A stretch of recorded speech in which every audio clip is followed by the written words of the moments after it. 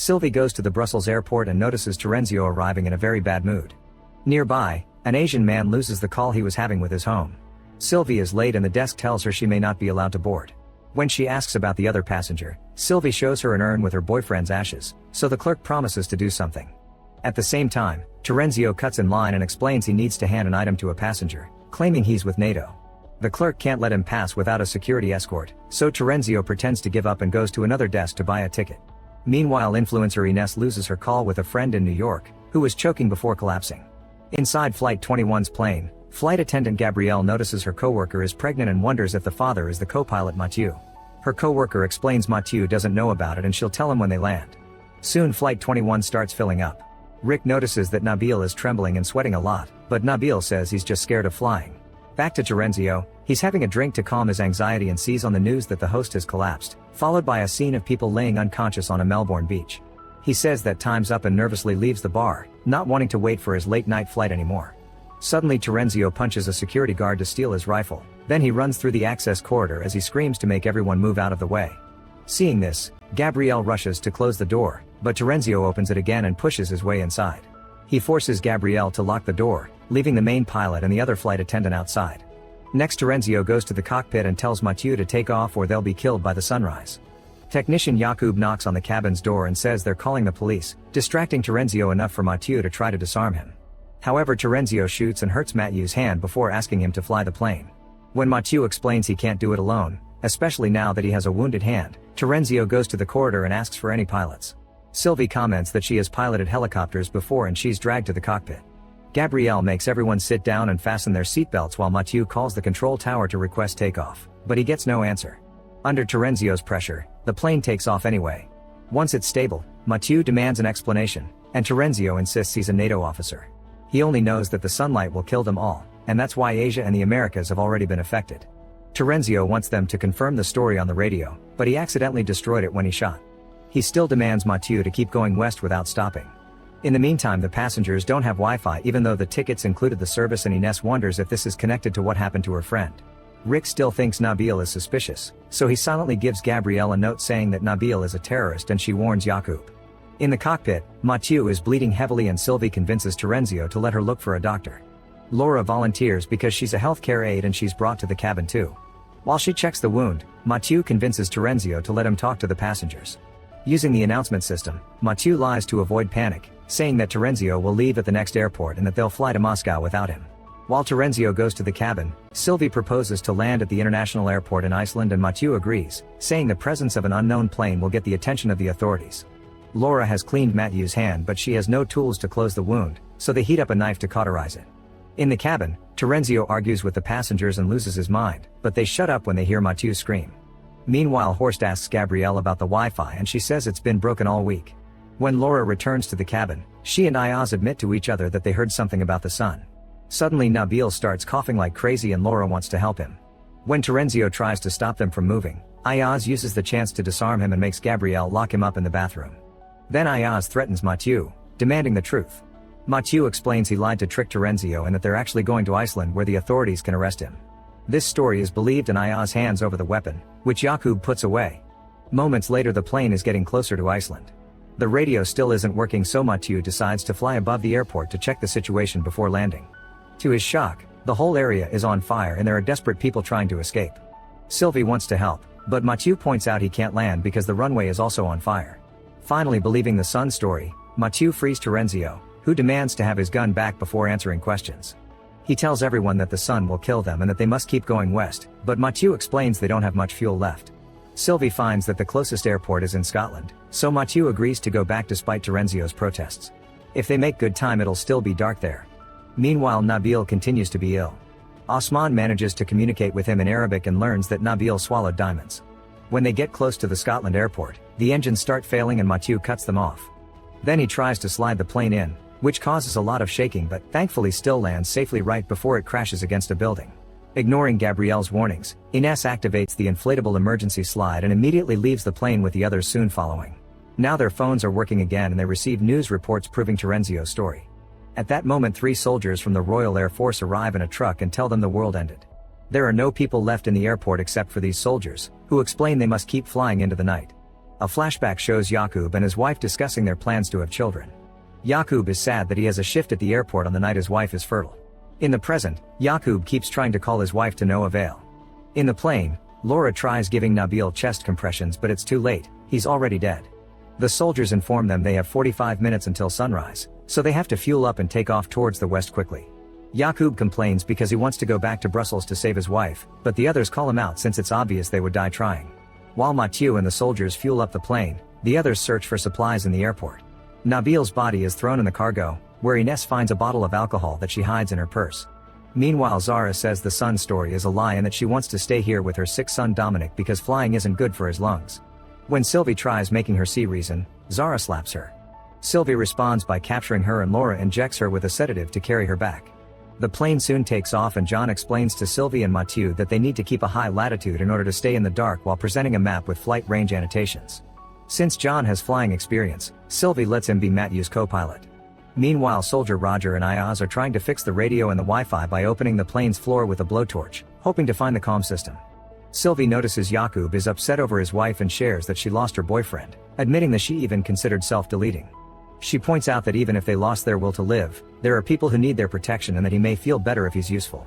Yakub joins Roger and Ayaz acts as a translator between them. Sadly, Yakub says that the radio is too damaged for repairs. Thanks to Horst's meddling, they get the internet working again. Many passengers get messages from their loved ones saying goodbye, leaving them devastated. Rick finds an article about the theory that this was caused by changes in the sun's polarity. Horst finds it interesting and reveals that he's a climate scientist working for the European Commission. He explains that it's normal for the sun's polarity to reverse once every 11 years or so, but there have been weird, unexplained anomalies lately. He thinks that this time the reversal may have been unusually strong and resulted in very high levels of gamma radiation. While soldier Freddy unsuccessfully flirts with Gabrielle, Ayaz speaks to Sylvie in private. He's researched the three soldiers online and learned that they were accused of murdering a translator and abusing his wife in Afghanistan. Minutes later, Freddy finds the bottle Ines hid and scolds her since supplies were supposed to be kept together for everyone. When Ines explains it's just a prototype for a label she's launching, Freddy opens the bottle just to be a contrarian. The pop scares Laura's senile patient, who thinks it was a gunshot and runs to try to open the emergency exit. Freddy immediately pulls him back, only for the man to accidentally hit his head and instantly die. Everyone starts blaming Freddy for not being careful and Freddy snaps, so he takes out his gun. Roger has to cut in and calm him down. Afterward, Mathieu tells everyone to sleep before they land in Canada for supplies and hopefully a radio. Ines says that there were no updates on Belgian sites in the last 2 hours, which implies bad news for their families. Sylvie uses the excuse of changing Mathieu's bandages to speak to him in French and tells him the truth about the soldiers, who were probably left behind on purpose. Eventually, the plane lands on Canada with 2 hours left for sunrise. Mathieu asks the soldiers to search for a radio, but they get suspicious, so they make Yakub and Gabrielle come along. The group takes a truck to drive through town and Gabrielle is horrified to see bodies inside a school bus. Meanwhile, Mathieu tells the other passengers the truth about the soldiers. Yakub will try to lose them, so they must grab supplies and be ready to leave quickly. Ayaz and Osman prepare Nabil's body and give him proper burial. Rick and Horst examine a random dead body in the airport and notice the tongue looks like microwaved meat. In town, the group makes it to a store and Yakub finds a new radio, but he doesn't tell the others. When the soldiers go looking in the back room, Yakub locks the door behind them. Not knowing the truth, Gabrielle is now scared of Yakub and refuses to follow him. Yakub runs as the soldiers shoot the lock to open it and come after him. Stealing another car, Yakub drives away and the soldiers follow him in the truck. Gabrielle is left behind to die in the morning. Soon Yakub makes it to the airport and gets in the plane just in time. As it starts to move, the soldiers run after it with open fire, damaging a window. A flashback shows Mathieu doing the naughty with the other flight attendant. At that moment his wife arrived, so the attendant ran to hide, however the wife saw the female clothes on the floor anyway. In the present, the plane has taken off safely, but they don't know how long the damaged window will last. Terenzio is tired that Mathieu is making all the decisions and wants them to work together, so an argument ensues. Suddenly they hear someone on the radio from another plane claiming that there's an underwater facility in Hawaii called the Mars Sphere where astronauts were trained. It can hold 100 people and the water is protecting it from the sun. The other plane found the coordinates painted on a wall, so they guess someone was spreading the message. Mathieu announces they'll be going to Hawaii and Terenzio gets mad again, triggering another argument. Sylvie goes to the cabin and learns that Rick and Terenzio won't let the others eat until they agree on some rules. If Hawaii doesn't work, then they must choose the next destination together. Everything must be shared equally, and no one gets kicked off the plane unless they all vote on it. Ayaz and Terenzio almost get in a fight, but they're interrupted by a sudden alarm. Sylvie rushes to help Mathieu, but the alarm just shuts down on its own, only for another one to start. Since these two alarms aren't connected at all, Mathieu concludes one of the soldiers managed to climb on board during the chase and now is messing with the cables. When Mathieu goes to talk to the passengers, Ines informs him that she found Gabrielle on Instagram and she made a post saying she didn't blame them. Then Mathieu tells them about the soldier and explains he'll take more altitude to let the lack of oxygen knock the soldier down. Ines tries to get some water and Terenzio makes her trip. Another argument begins while Laura notices that the crack on the window is getting bigger. In a few seconds it finally breaks and the plane loses pressure as it begins to shake.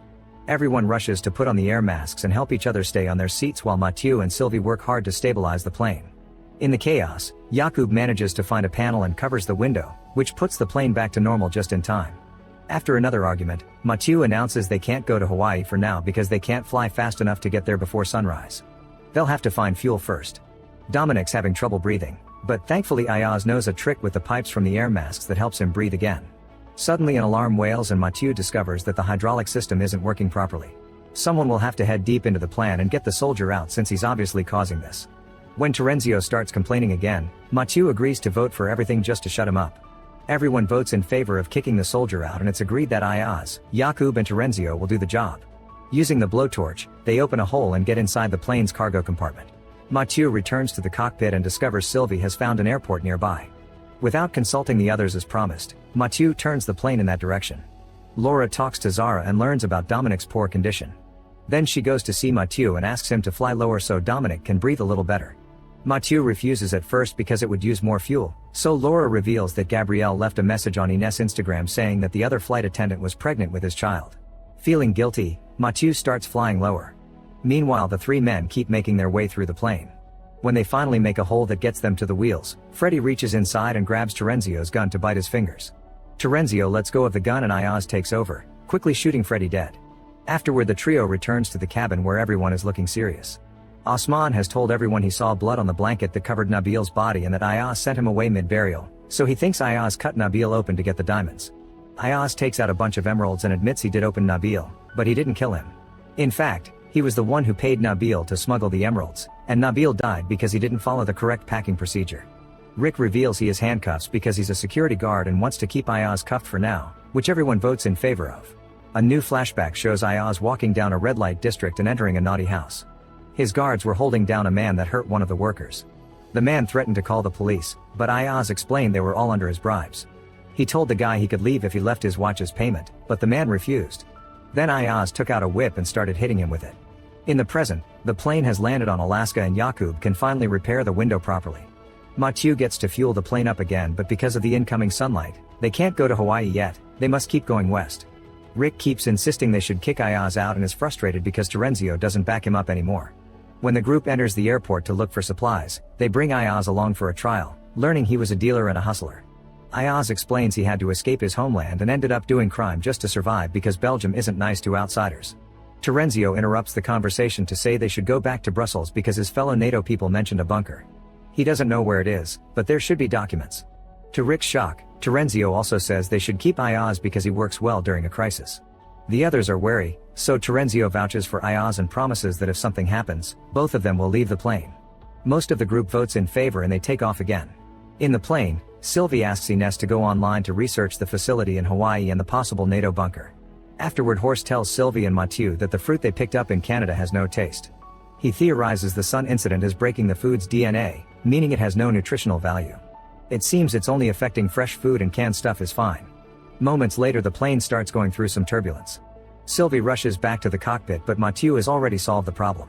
He starts laughing like a maniac and Sylvie worries that the lack of sleep is affecting his mental health. She tells him to rest because she can take over, but he refuses. Then Sylvie brings Ayaz and Rick over and the men drag a yelling Mathieu out of the cockpit. Noticing everyone's judgment, Mathieu finally agrees to rest and goes to the bathroom. Suddenly they hear a message in Russian on the radio and bring Zara to translate. Because of the static it isn't entirely clear, but it appears to be an astronaut in the International Space Station repeating the word Star 17. At the same time Ines informs Sylvie and Jakub that the Hawaii safe haven was never completed, so they can't go there. Mathieu is needed to choose new coordinates and everyone realizes they haven't seen him in a while. They open the bathroom and discover he's passed out. Laura theorizes his wound is infected, so they'll have to amputate his hand. She isn't a surgeon and she doesn't have the right tools, so she doesn't think she can do it now. The group agrees they must land on Brussels like Terenzio wanted.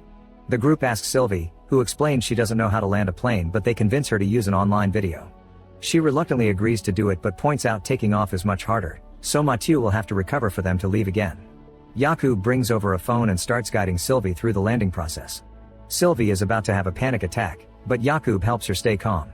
As they get closer to the airport, the engine starts failing and the whole plane shakes like crazy.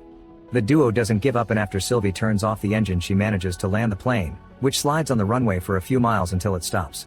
The group claps for their work and Sylvie announces they have 2.5 hours before sunrise. They start dividing tasks to do in town while Jakub announces he'll stay to figure out what happened to the engine. Horst realizes that the fuel is organic based, meaning it's affected by the sun phenomenon like the fruit. A flashback shows Rick returning to his house. After helping his mother with her hearing aid, he goes to his room and uses his computer to talk to a Russian girl who keeps asking for money. Not realizing it's a scam, Rick announces he'll visit her soon, and the girl stops answering. In the present, Jakub checks the plane's fuel and notices it looks like maple syrup. There isn't much left though, so getting new fuel should dilute it.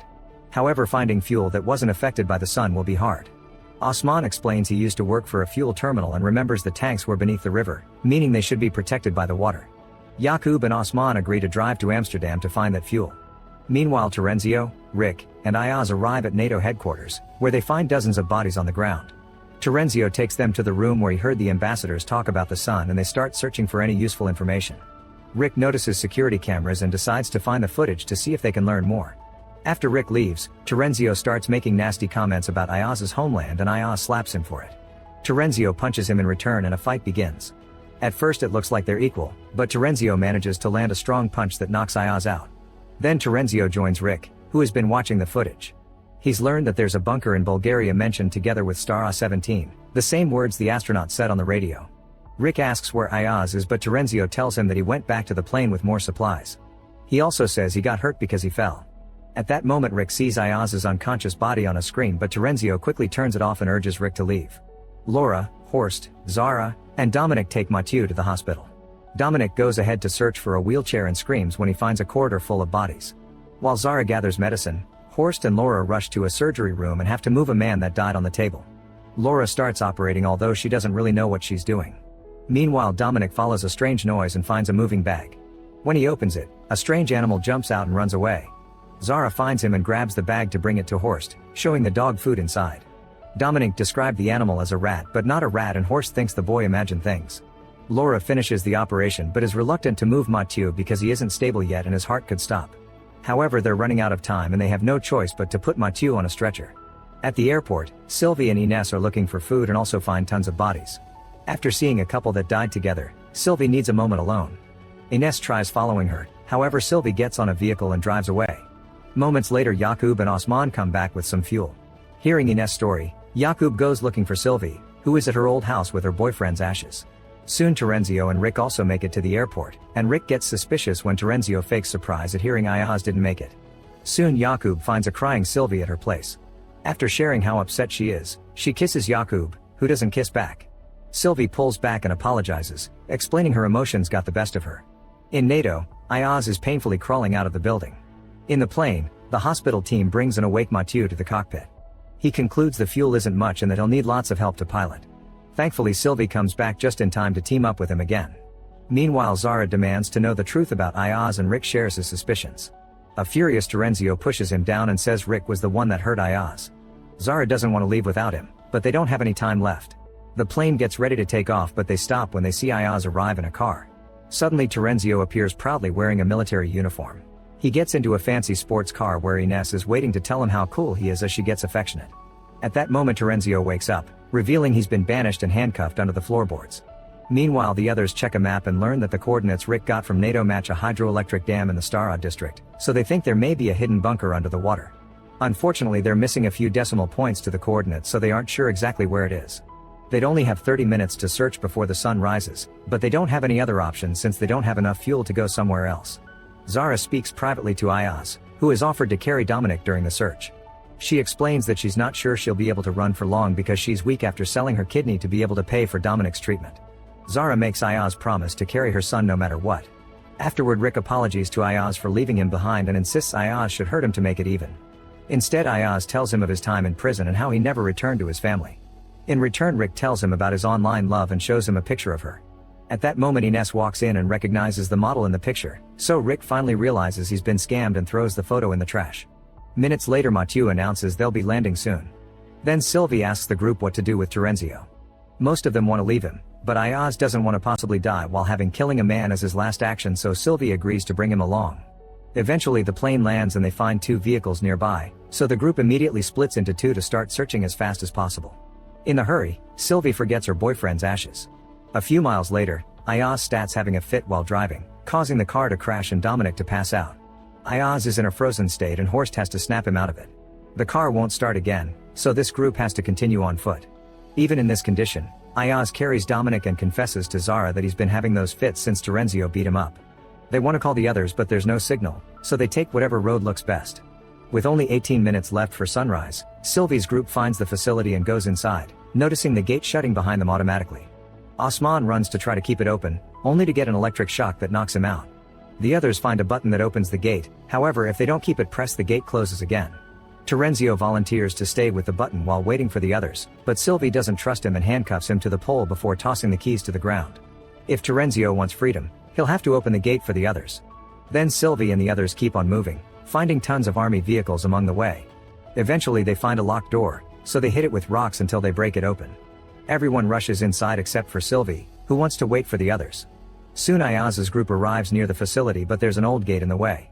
Ayaz wants to climb it, however Zara translates the sign and says it's electrified. Horst says they should stand on something non-conductive to avoid the shocks and the group starts removing a tire from an abandoned truck since it's made of rubber. They also cover the razor wire with shirts and jackets. Horst climbs first and teaches them to never touch 2 wires at the same time. He jumps to the other side safely, so Ayaz follows with Dominic. Just as the sun is about to come up, Sylvie finally finds Ayaz's group and they all run to hide inside the facility just in time. Terenzio tries breaking the handcuffs and reaching the keys to no avail, so he looks at the sun and waits for the end. Inside the facility, some soldiers welcome the group and ask for their help solving a new problem. Make sure to subscribe and turn on notifications so you can watch more videos like this. Thanks for watching.